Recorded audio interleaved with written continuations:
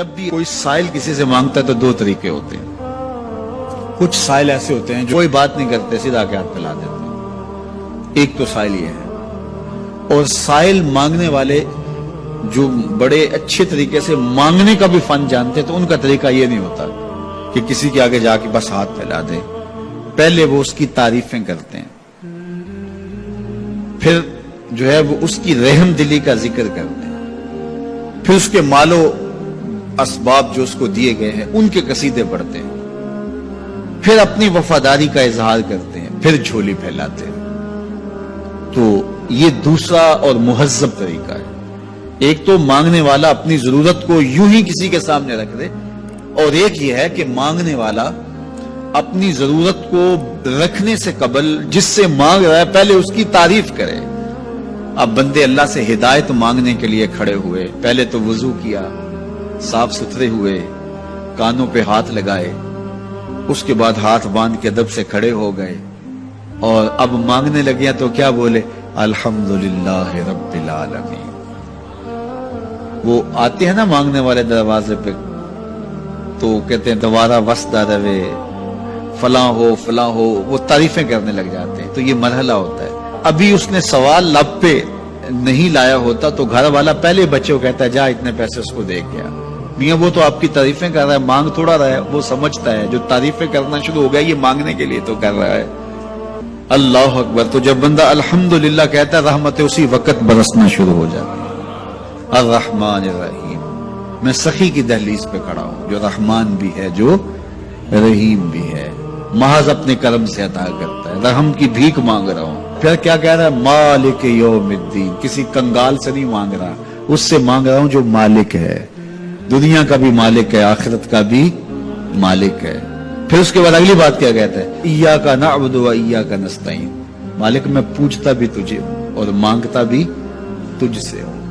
دیکھو سائل اس اعتبار سے بھی دو طرح کے ہوتے ہیں.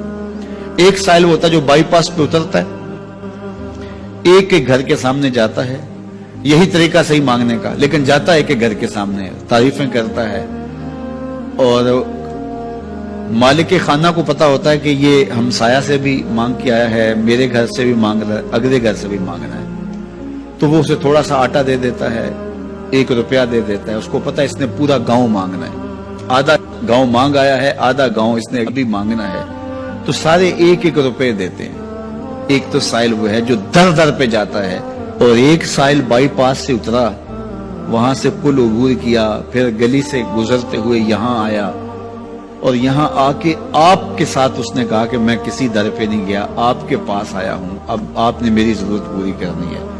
تو پھر 8 آنے 5 روپے تو نہیں دیے جائیں گے, پھر تو جو میری استطاعت ہوگی, جو آپ کی استطاعت ہوگی, اس استطاعت کے مطابق دیں گے کہ یہ سارا شہر چھوڑ کے آیا ہے, یہ کسی سے نہیں مانگتا, یہ مجھ سے ہی مانگتا ہے. تو پھر آپ اس کی ضرورت پوری کریں گے. اگر آپ کے بس میں ہوا تو مانگنے والا کیا کہہ رہا ہے, ایاک نعبد, یہ پیشانی کہیں اور نہیں جھکتی, و ایاک نستعین, یہ جھولی کسی اور چوکھٹ پہ پھیلتی نہیں. وہ کریم, وہ مالک رب جو تمام جہانوں کا رب ہے, میں اس کی دہلیز پہ کھڑا ہوں, اور آیا سیدھا اسی کی دہلیز پہ ہوں, نہ اس سے پہلے کسی در پہ گیا ہوں, نہ اس کے بعد کسی در پہ جانا ہے.